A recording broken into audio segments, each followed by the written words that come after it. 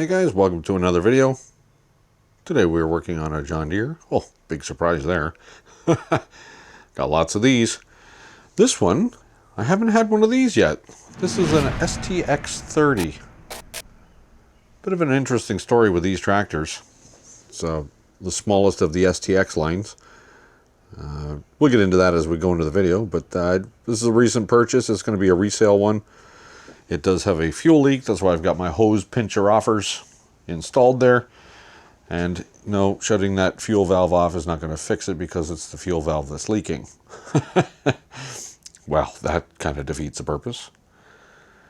Anyways, it does run.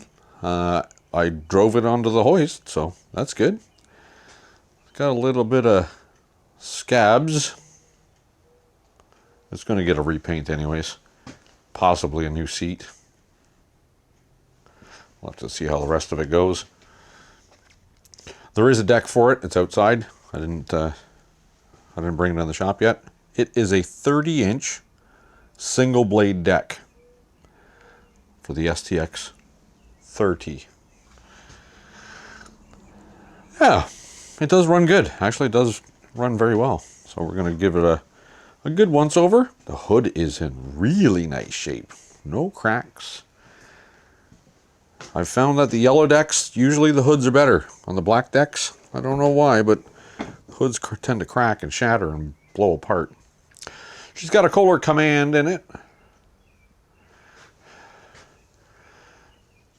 9 horsepower, 9 OHEV, but that's smoke and mirrors. That's not even the real deal. But okay, well, we'll get you in the stand, get some stuff gathered up, get the hoist lifted up, and we'll dive in.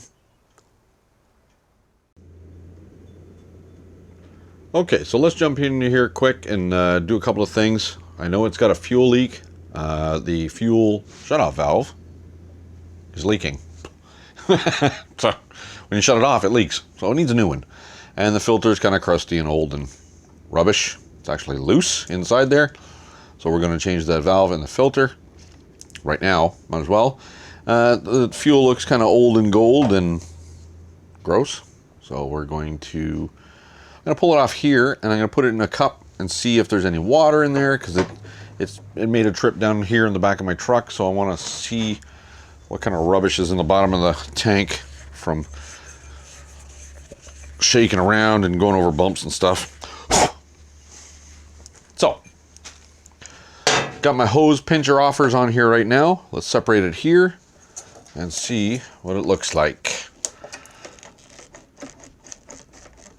Oh, here she goes. Oh, you know what? I'm going to use pliers. Let's get a couple of pairs of pliers in there just to separate things a little easier. Oh, look at that. Comes right apart. Now we know this is going to be rotten and crap because it's out of an old filter. Let's see if we can get that stuck up there. There we go. So let's see what was in the tank. Let's get the pincher offers out. I'm going to dump some in there. There we go. That's not too bad. It's nice and clear. A little bit of stuff floating in there because from me messing around with the valve and coming off the hose, but it's pretty clear fuel, which means it's pretty fresh. So the filter is very old. Let's get that valve out of there, and we'll slide a new one in there and make sure that the fuel stays in the tank where it's supposed to be.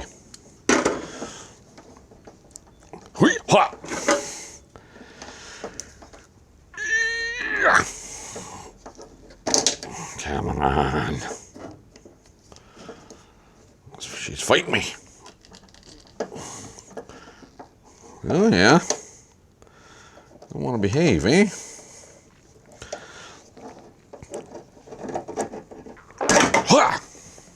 We got her. Most of these valves have an arrow on them. Gives you a fuel flow direction. This one happens to be this way. And my hose pincher offers are not pinching offing very well because it's dripping fuel everywhere.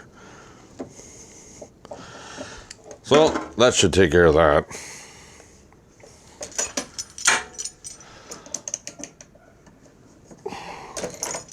Here we go.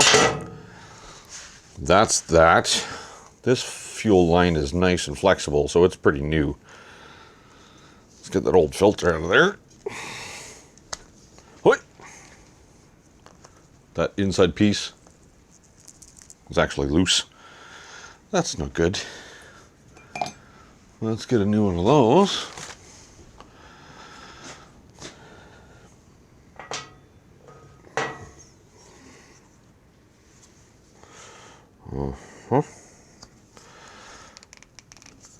Get her on there. Now this little line here, I noticed that when this is clipped up in its place, this line is a little tight, so it's interfering with the choke rod. So what I'm going to do is I'm going to put a longer piece of rubber in here, I think. Maybe. Let's see how it fits.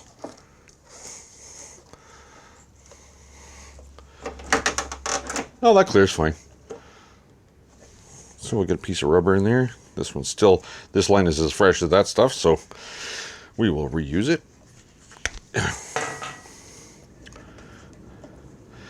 Get on there, and you get on there. There we go. Yep, no interference on the choke. Fuel valve on. Are you going to put some fuel in there? Well, the carb's probably full, so it's not going to want to fill that filter if the carb is full. We'll just leave you closed for now. So this thing had a pretty bad oil spill all over the place when I got it. And I was hoping that it wasn't the oil pump cover seal. I just did one actually. The last STX I had in here, I had to do that seal and the crankcase seal. But that's not the issue. The issue was the oil filter was loose. Like, quite. Doesn't matter, I'm going to change it anyways, but it's good that we found that the oil was not coming from a part that I gotta take the engine off to change. I like that. Get some of this fuel out of here. I already pressure washed this to get most of the goop and junk out of it, but I'm going to have to go over it again because this is going to get paint. So I will be repainting this tractor. Neat. We're going to have to do something with the wheels because the spacing on the wheels is odd. These are not John Deere rims. John Deere rim for this tractor would have an offset, so the inside hub would be quite a bit longer to space it away from the hub properly. And somebody over the years has put different wheels on there, so we're going to have to figure that out, which is no big deal. We will get that done. I'm going to pull the carb off. I'm going to pull a bowl off anyways. Like, this machine did run. I drove it back into the yard. It ran just fine, but I'm going to pull the bowl off and see what kind of mess is in there. If it's super clean, I'm probably not going to worry about it. I'll just change the oil, and once it's warmed up, I'll set the idle mixture, make sure that's fine. But we're going to drop the bowl anyways and see what's going on in there. Again, warm it up, change oil. Oil, it does have oil in it, it's just not a lot. And it's pretty black, so we're going to change that out. It's got a new drive belt on it already. It's got a new deck belt for it. You guys haven't seen the deck yet. It's a cute thing. It's completely round, sort of round disc deck, and it's one 30-inch blade on it. And it's in good shape, so we're just going to sharpen and balance that. And we're just going to go over all the maintenance. And then I'll strip it down, sand it down, and paint it. And she should be ready to go for the sale season, which is shortly here. It's mid-March. I have 11 riding mowers in the yard, and this is the last one to get ready to sell. All the other ones I've done, they're ready to go. They just need a wash with a bucket and some soap, and they'll go on the lawn in the spring. So I'm going to dive in a little bit more here. It's in the evening. I got my dinner coming soon, so I'm going to have to take a little break from this shortly. Let's get this air filter off of here, see what it looks like. Oh, it's got the little hose in there. This usually goes missing. This hose here, this chunk, of hose goes underneath this air filter and it seals water from going down that stud. Oh, it's nice and clean. Well, pre-filter's clean. Plenty of light going through that, so that's golden. We'll leave it off for now. Let's get this stuff out of here.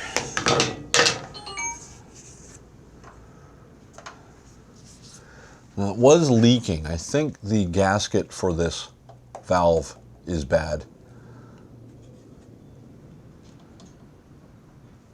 It was leaking from the carb. We'll see how that goes. But it's full right now anyways.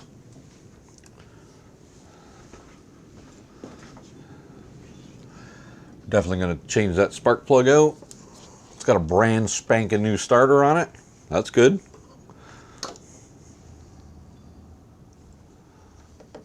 It's not looking too bad. Let's pull that plug out of there real quick and have an eyeball on it.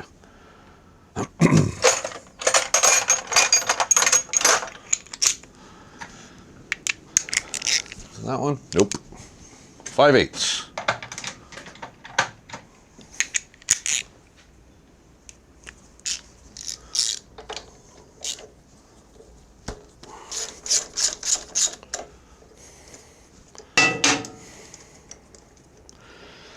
See what she looks like. Overall, a nice unit. It's in good shape. Well, that plug is old and dirty. RC12YC. It's the right plug for it. Let's put a new one in there. RC12YC. Let me gap that before I slide it in there. What do we think? What do you want to gap that at? 30?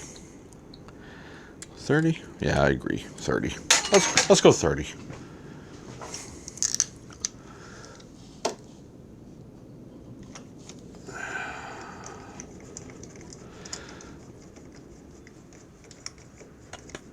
I believe this one's, I have to look it up again. I'm pretty sure, I should know by now, I've done enough of them. But I believe this one's got hydraulic tappets, so I won't need to set them. I will verify that.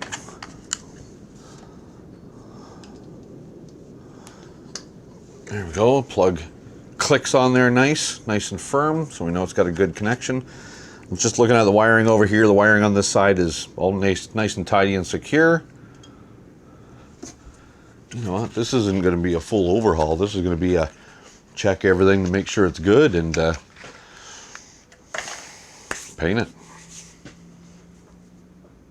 That's good. All right, so my dinner's here. I'm going to do that, and then I'll be back out. Well, dinner's done. Let's get into this carb bowl real quick and see what we got. So I'm going to use a little wrench here that I've made. It just took a cheap wrench and ground it real thin so I can get up on that bowl nut. They're 1/2 inch. This happens to be a 13. It's good enough for what we need. Not a high torque, so let's get that loosened off and see what's going on in there. Fuel valve is off. Yep. No. Wire come off. Okay. We got fuel. Just let that run out under the rag, soak it up for a bit. Nice and clean. I didn't see any globs of water coming out, so we're probably okay. The little plunger's okay on it, but solenoid's shot now because the wire broke off. That's okay. So we got a little bit of rubble in there. Really fine dirt that made it past the filter.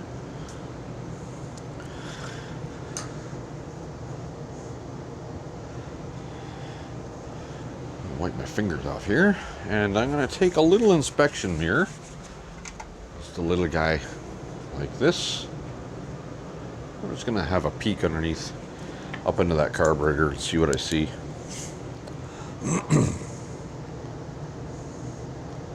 It's pretty clean in there. Looking up where the main jet goes, it's spotless. No crusties, no junk. Really clean. And like I said, it ran fine. Check our float height. That looks about right. This gasket was a little crusty. A little bit crusty.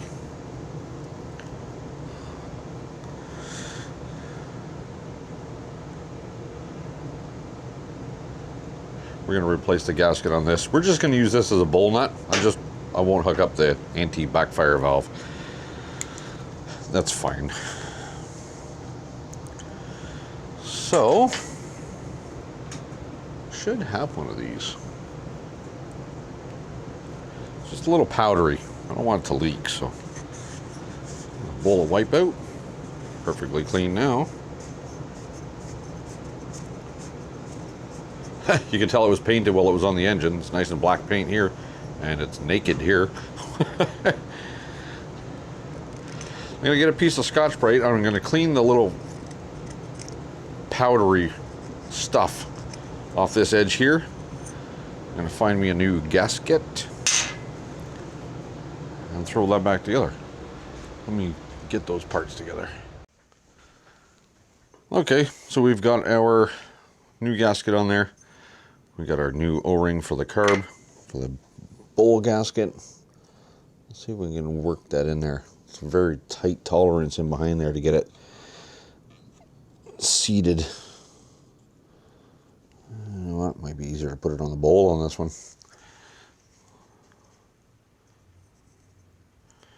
Get in there.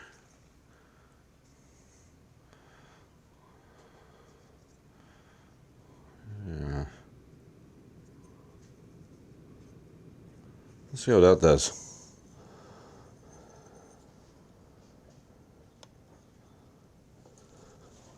That go in straight-ish, mostly. Yeah, that's in.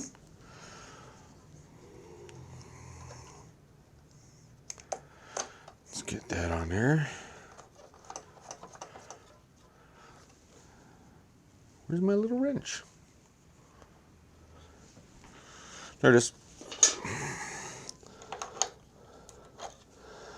And of course we gotta test it. We gotta turn the fuel top on and see if the bowl fills and doesn't overfill.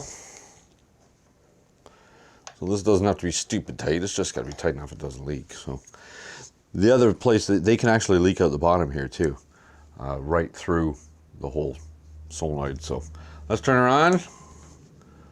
Oh yeah. Fuel is filling up the filter. And now we wait. Keep an eyeball on it, make sure it's not going to drip. Looking good so far. Fuel stopped flowing into the filter, so.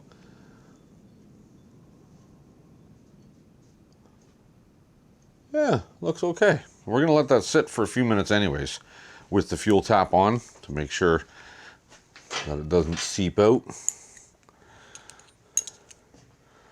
A couple of little gaskets there. Those are probably originals. Never been changed.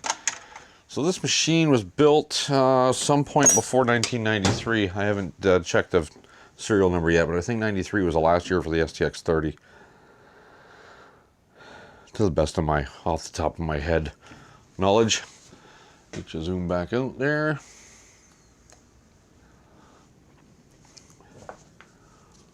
Yeah, it's looking pretty good. I'm not seeing any drippage anywhere. No sweat.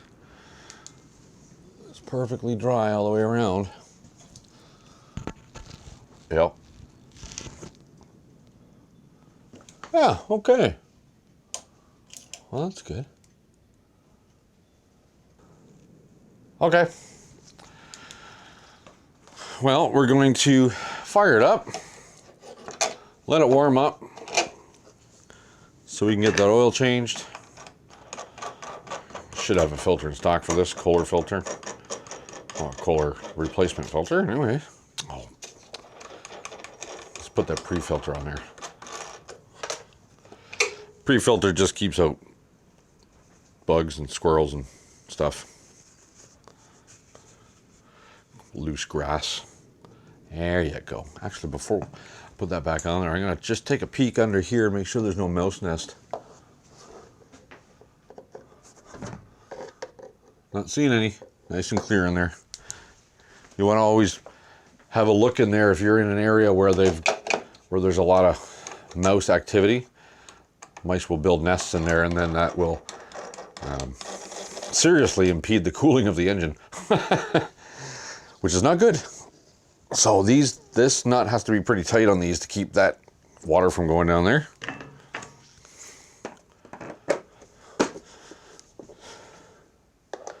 On Briggs engines, if that starts to build up a big mouse nest and you lose your cooling, what happens is the valve seat falls out of the cylinder head, because the aluminum cylinder head expands and there's no tension to hold that valve seat in there. The valve seat falls down, rides around the valve, lose compression, and makes a mess, actually.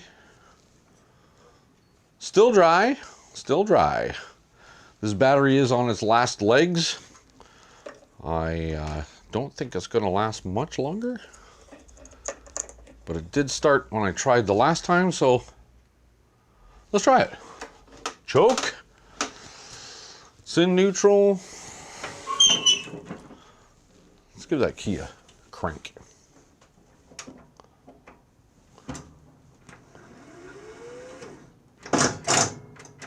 No. Let's give my booster pack a try. Brand new, actually. Just got it today.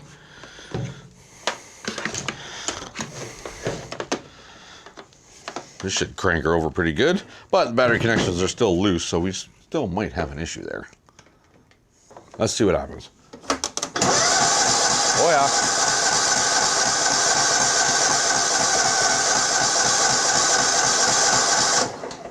Okay. It started before. Try again. I gotta fix these battery terminals connections before we do anything further. Hang on. All right, be honest. Who figured out my mistake before I did? I got the battery cable connections cleaned, tightened, and I just bumped the switch to make sure it was going to crank, and it cranked fine. I thought, okay, well, it's got to be something. So I was going to pull the spark plug to check to see if it was full of fuel or dry. And before I did, I thought, well, silly, I know what the problem is. And the problem was this. You know what that is? That's the rubber stopper off the anti-backfire valve that was preventing fuel from going in. When you turn the key on, this drops and allows fuel to go up into the carburetor. This was still on there. It ain't gonna work like that, not without the wire working. So I just held the bolt, I spun that off, and I flipped the little thing off with my thumb, and I threaded it right back in. We should have fuel now. Let's see. Choke.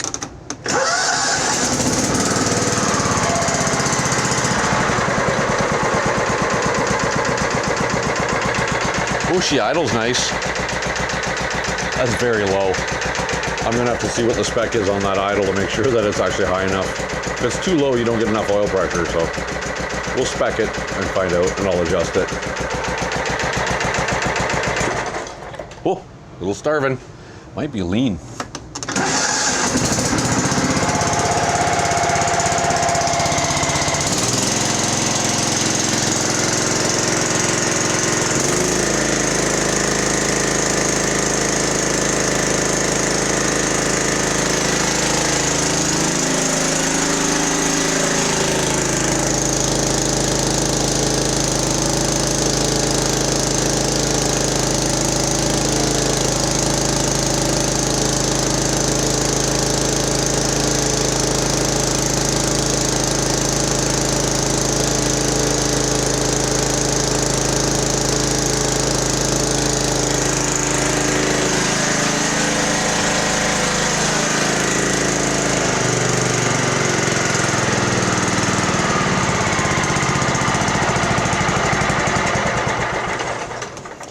I think I leaned her out too much.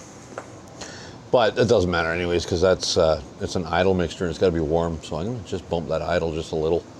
See what she does.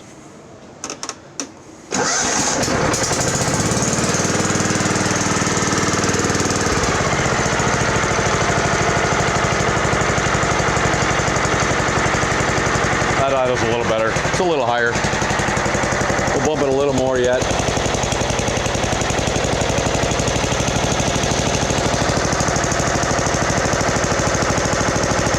My tachometer ears tell me that's good.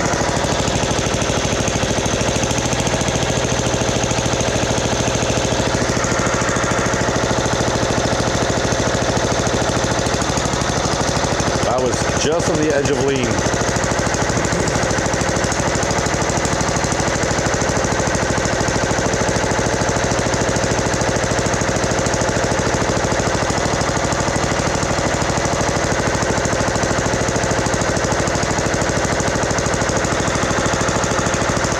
She runs pretty good.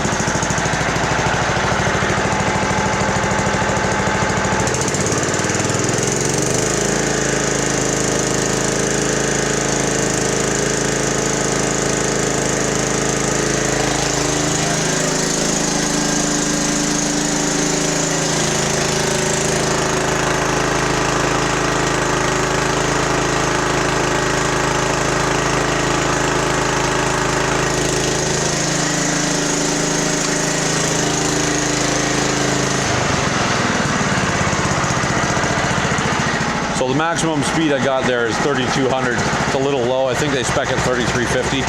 So I'll be adjusting that. But I'm gonna let it warm up at this point, and I'll dump the oil and change the filter. It needs it. So we'll be back when that's done. Okay, so we've got the maximum speed set, and I got the idle mixture set.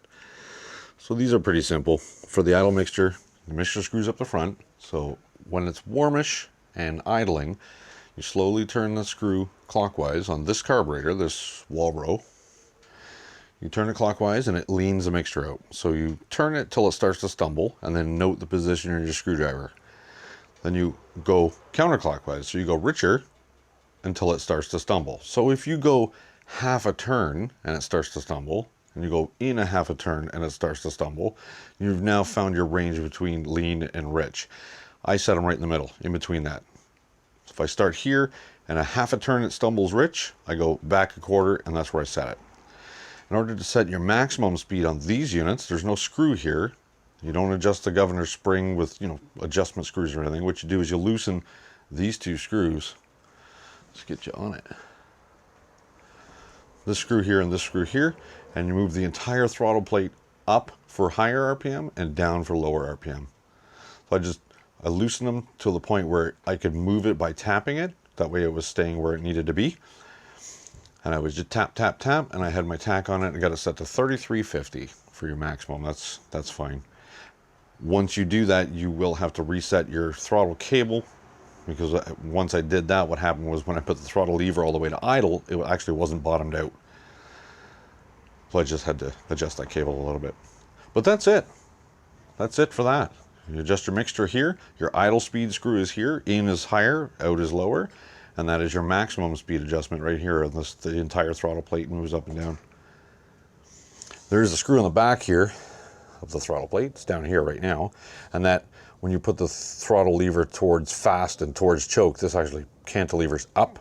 And that screw adjusts when the choke comes on. So that allows you to set your maximum speed, because it's a notch here on the throttle. You can set your maximum speed so it throws all throttle, and then you have to shift it over and up to hit choke. And then you can adjust the activation point of the choke rod with this screw.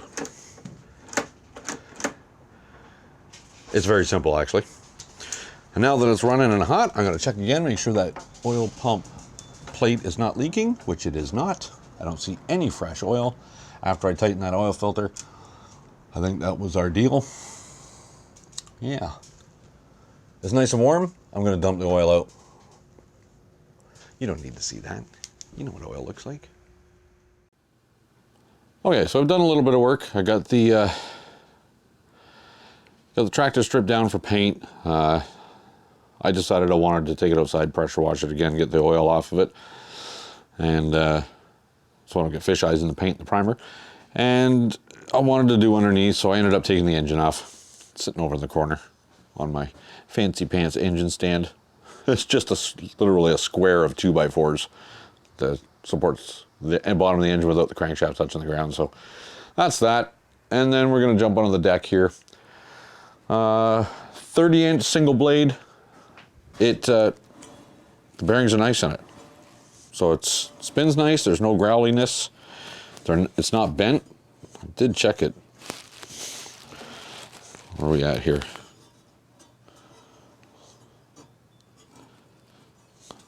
Oh, it is bent. I didn't check this one. So it does have a slight wow in it. We'll end up fixing that after I sharpen and balance it. Spindle's in good shape. It does need one pulley on the other side. That's already on order. So let's get this off of here. Because I'm going to paint this deck, I want to get the spindle out of it. Well, it's got some green paint on it. It's probably factory. It's strange seeing a blade so long.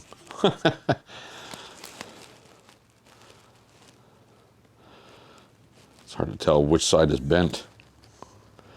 Well, I'll price one. If it's cost prohibitive, we're going to be straightening this one. I don't mind spending money to make things nice and reliable, but I'm not a fan of just throwing money away.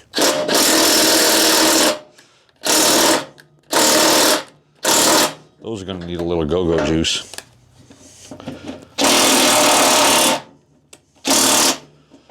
They do move. Let's see if we can get the third one here. There's all kinds of stuff in the way under the other side. There we go.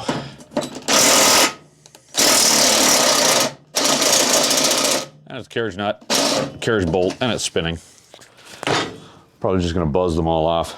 I'll take a zip cut, a little abrasive cutoff wheel, and just zip right down the nut, and then it'll just fall off and I'll put new nuts and bolts in it.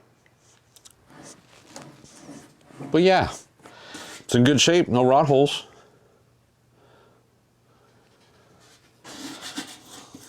Okay, I'll get the zip cut out, cut those off. Where's the zip cut?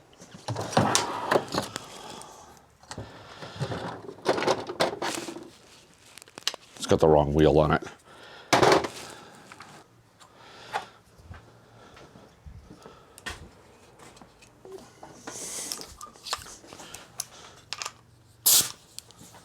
Okay, we're just going to use this little zipper. Cut those off. Watch your eyes.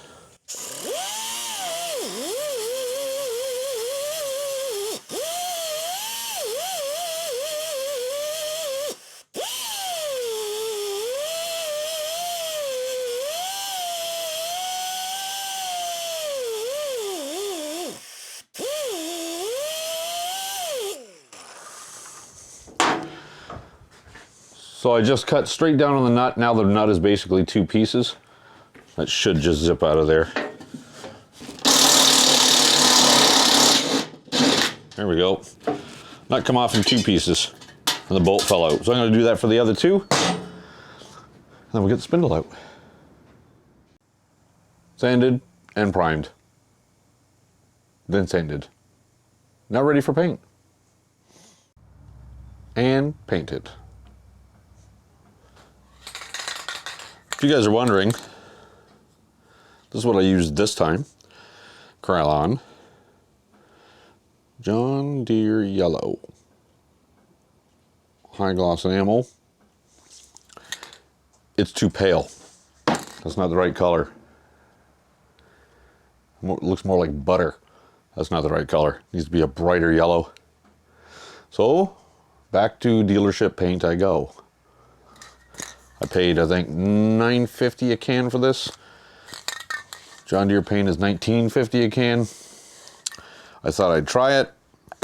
Now I know not to use it. Yes, it's yellow, but it's not the yellow I want.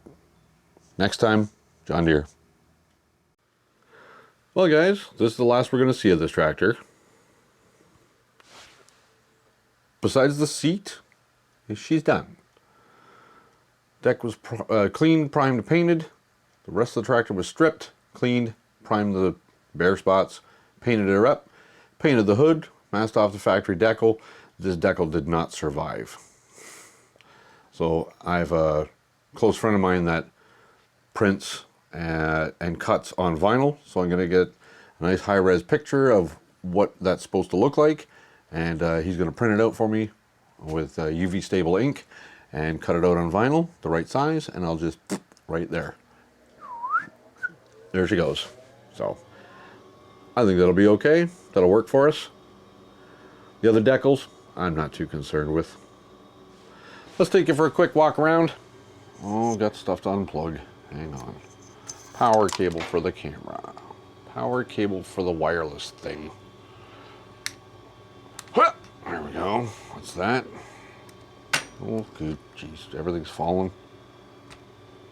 There we go. And we're off. Field trip. We'll do a quick walk around here. So again, the STX30 is basically essentially an STX38 with a narrow deck and smaller tires on it. Oh, speaking of tires, I forgot. We got to put a spacer in behind here. Anyways, I can do that off camera. It's the wrong rim. It's got the wrong offset, so it's too far that way. So I'm just going to slide the wheel off, and I'll get just a nice shim to go in behind there, and it'll bring that tire back out, so the E-clip that holds that on will hold it properly. Anyways, it'll be fine. There's our nice tuned up and oil changed Kohler. That's new. That's new. That's new. Oil's new. Air filter was good.